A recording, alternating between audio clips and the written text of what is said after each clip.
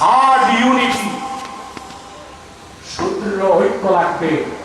আর ভিত্তি হবে আমাদের বিশ্বাস।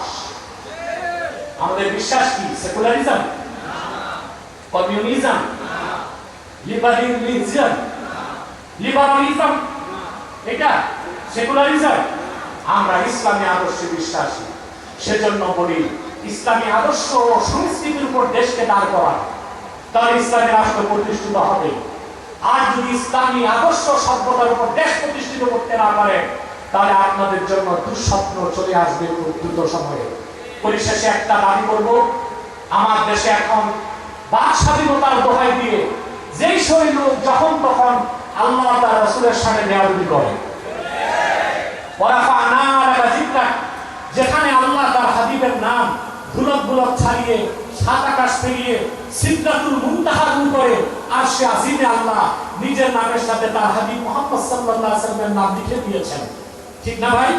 ওয়ারাফা'না লাকা যিকরা, রাসূলুল্লাহ সাল্লাল্লাহু আলাইহি ওয়াসাল্লামের এই তাজিমের কথা শুধু বিশ্বাস